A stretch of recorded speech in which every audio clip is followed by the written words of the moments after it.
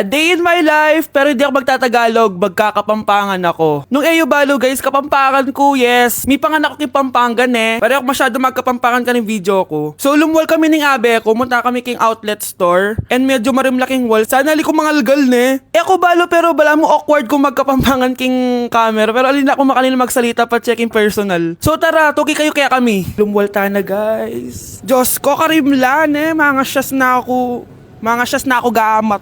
Balo yo, adwang Domingo na ako choluang bansa. Kukutang dana nung kapilang kumuli ako nung muli ko pa. Keling Japan eh, using motor rampon tricycle. Gagamitan da kaya ni train. So lungob ta na keling station. So salita ng ticket. Ticket. Kapag Tagalog, ticket. Pero pag Kapampangan, ticket. Dapat maka-emphasize itang K. Keling Japan, balong-balo mong mabulok yung asboking kasabi mo. Kapag mamasok yung asbok, itry tayo. Ay, ayun na papansin din sinabi ko na. So atso kami ngayon ni Kening Mitsui Outlet. Kasi wala na kami agawa ka rin pera mi. Kaya iwaldas minemo. Kaya bang, joke yaitan eh. Danupa na ako, grabe. Mangalgal din kalamnan ko. Mantunta mong pipanganan, tara. Manganta na. Sakto ya mo. Mas masarap na pala magluto din Kapampangan. Biro mo guys, pero okay naman. Hindi mo talaga ako love. Hindi, ma-joke lang. Hindi mo talaga ako love. Patingin. Love mo ko. Yeah. Bakit di mo ko love? Fried chicken, Normal people. adobo, Normal people. quick, Millionaire. isaw, Billionaire. kare-kare, Normal people. Betamax, Millionaire. sinigang, Normal people. siomai, Billionaire. I-cancel ko muna diet ko. Magmumukbang tayo, guys. Bumili ako na tong buldak na carbonara. Sabi nila masarap to. Guys, kasama natin si Jungkook Imnida. 안녕하세요 여러분 저는 로드입니다. So, what are we cooking today? Today buldak carbonara with spam and onigiri. Okay, first step natin, pakuluan muna natin yung noodles. Meron din pala tayong spam, guys. Ilalagay na yung gatas. Sabi mo kung stop na, Jungkook. Go. Di pa? Ilalagay natin to lahat. Tatakam na ako, guys. Ilagay na natin yung cheese. Guys, kain na tayo. Sobrang naglalaway na ako. Kasama natin magmumukbang si Honey Bun. Hello po. And si... Jungkook입니다. Kain na tayo!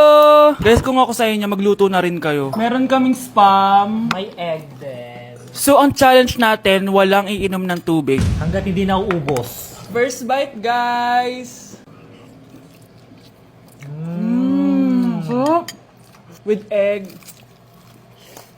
Parang hindi talaga tayo magtutubig kasi hindi naman maanghang.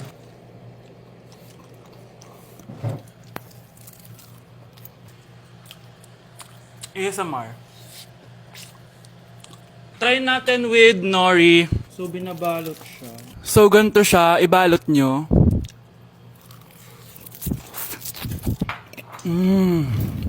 Sarap nito. Sobrang galing ni Jungkook magluto. Bilang native Korean talaga siya. So, ganito ba yung ginagawa niya pag nasa Korea ka? Yes, the samgyup. Tuwing finals at midterms nyo ba ito ginagawa? Thesis na box. Ito lang ang bag ko box. ASMR.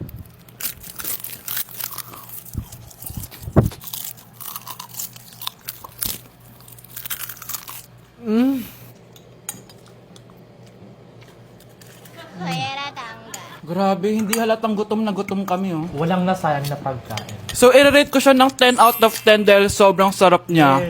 10 out of 10, like super. 1,000 over 10. 감사합니다.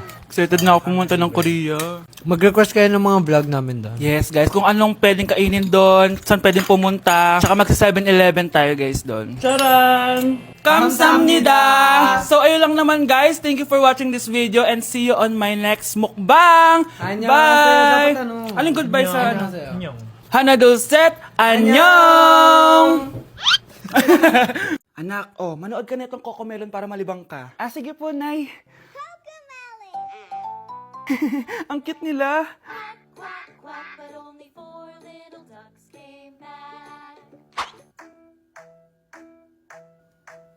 Cocomelon ba yun? No, bawal yan, bawal yan. Ang dede ay pribado, bawal ipakita to. Hindi Anak, ano yung pinapanood mo, ha? Nay, eto na yung bagong Cocomelon. Ay, Iba na pala yung Cocomelon ngayon. Ang puwet ay pribado, bawal ipakita to. In fairness, educational siya. Ang pepe ay pribado, bawal ipakita to. Di dapat I miss you? Sino yan, ha? May boyfriend ka na, no? Naku, sinasabi ko sa'yo babae kapag nabuntis ka. Kala mo mura ang gatas at diaper? Oh, gutom ka na. Maarte ka kasi. May pagkain naman kasi kanina, di ka pa kumain. Gusto mo, may magdala pa para sa'yo. Ano ka, prinsesa? Maganda ka? Oh, masama pakiramdam mo. Ganyan talaga kapag tamad kumilos sa bahay, ha? Wala ka nang ginawa kundi humilata na humilata. Tayo mo kaya linisin tong mga to. Hoy, babae ka. Ano, gagala ka na naman? Feeling mo siguro na pabibi ka, no? Ha? Magtigil kang babae ka, ha? Dahil ko na nagagastos sa'yo. Day 1 sa Pinas! So, kakauwi lang namin galing Japan. 2 linggo din kami doon. At December 12 ngayon, alam nyo ba kung anong meron? Pag nahulaan nyo, di pwede na kayo maging manghuhula. Mali! 59th monthsary kasi namin ni Honey Bunch, tapos nag-request ako na kumain kami sa labas. Kaya naman, tara, ayain na natin siya. Honey Bunch, excited ka na ba? Huy! What? Ano ba? Ano problema mo? Gutom na ako! O tara na, kumain na tayo. Let's go! Guys, nag-aabordo na tong kasama ko kaya kumain na tayo. Tara na!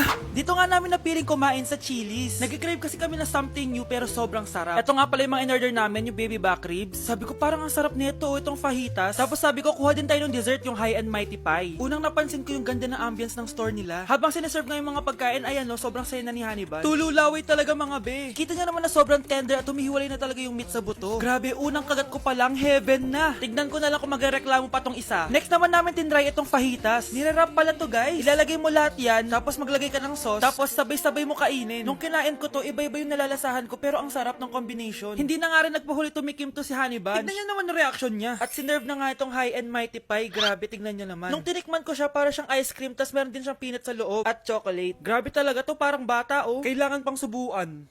Grabe guys, sobrang busog na ako. Guys, kasama namin yung anak namin, oh. Masarap ba yung kinain mo? Loaded na nga ako, may baby na ako. Sino baby? Hello? Hala. Lagot. O ano, di ka nagalit, di ka nagutom? Hindi na. For me, sobrang sarap at babalik-balikan talaga namin ng Chili's. Craving satisfied talaga, kaya kayo, itry nyo na. Orderin nyo na rin yung baby back ribs, fajitas, at high mighty pie from Chili's. So yun lang guys, bye! Okay guys, may challenge tayo for today. I-stress test natin tong phone. Tignan natin kung kasing solid ko ba to sa life. I-unbox natin. Charan! Guys, eto na siya! Oh my gosh! Guys, parang walang nangyari. Ang tibay! Hi guys! Rain check? No! Content is content!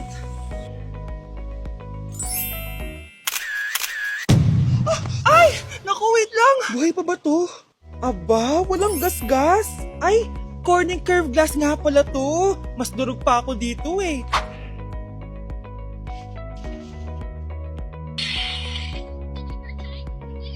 Legit! Kahit sabay-sabay, smooth pa rin. Sana all multitasker. Conclusion? Kung gusto mo ng phone na hindi sumusuko kahit ilang beses mong i-drop, Super 26 Ultra yan! Update sa nawala kong passport. 9 o'clock na ng umaga at literal na wala akong tulog sa kaka-overthink ko. So pupuntahan ko na yung store kung saan ko naiwan yung passport ko. Lord, sana nandun pa. Nag-search ako tapos 10 a.m. daw sila nagbubukas. So pupunta na tayo doon bago sila magbukas. So naglalakad lang ako papunta sa subway. Nandito na ako sa subway guys and kinakabahan na ako. Hindi ko talaga alam gagawin ko pag wala talaga doon. No, hindi pwede. Makakapag-Japan kami. Kasi sayang yung mga binayad ko, be. Guys, nakasakay na ako. Guys, nandito na tayo. Kinakabahan ako. Tapos naiihi pa ako. Guys, wish me luck, Lord. Please, sana nandun. Nandito na tayo sa Myeongdong, guys. Tapos dun yung papunta dun sa store. Ako lang pala mag-isa ngayon, guys. Hindi ko kasama si Honey Bunch. Solo traveler. Pinapaayos ko kasi siya ng mga gamit. Pag uwi ko dun sa hotel, diretso na kami airport. Ganun. Grabe sa isang katangahan. Sobrang mahal. Mahal maging tanga dito, guys. Wait lang, may napapansin ako. Parang ang fresh ko dito sa Korea. Yun ang glass skin, no? Ito yung store, yung tier. Diyan ko nawala yung passport ko. Lo, tinitignan ako na ito, oh. Guys, may mga staff na. Try ko magtanong if may nakita silang passport. Sana pansinin ako. Hello? Dead ma-challenge sila, guys.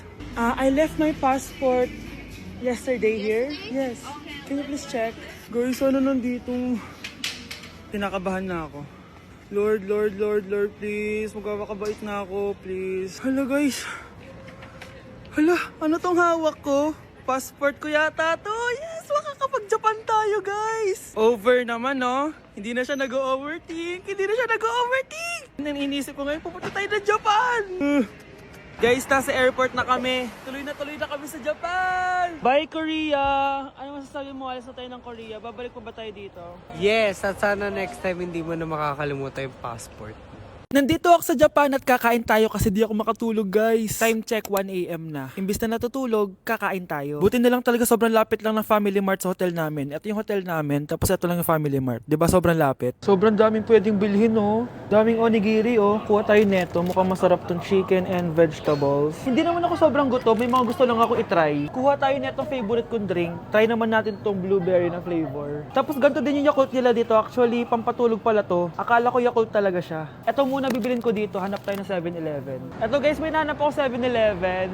Parang masarap to, oh. Mukha siya lasagna. Tikman natin. Dito na lang natin siya kainin sa labas. Parang fantasy din kumain dito sa kalsada nila. Sobrang safe dito sa Japan, promise. Unahin na natin tong sushi.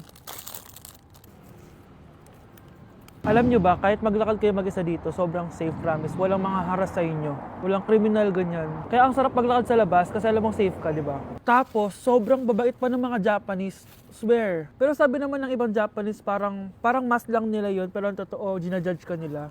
Pero at least, di ba, mabait sila. Di ka gaya na pumunta ako ng Hong Kong, sobrang susungit ng mga tao, sisigawan ka pa. Kapag may hinahanap ka, talagang tutulungan ka nila. Tapos palagi sila nakasmile. Kaya promise, Japan talaga yung favorite country ko. Last bite. Okay, next natin itong parang lasagna. Guys, sobrang bango. Sobrang sarap ng itsura niya. Tikman na natin.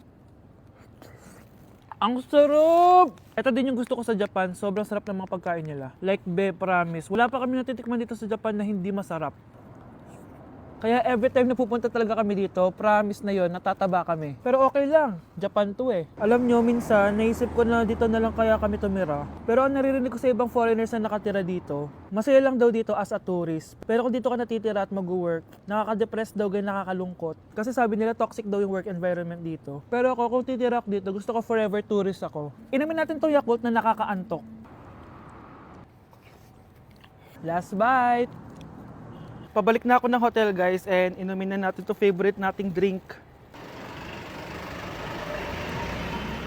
Medyo malansa siya, tas maasim. So, yun lang, guys. Bye!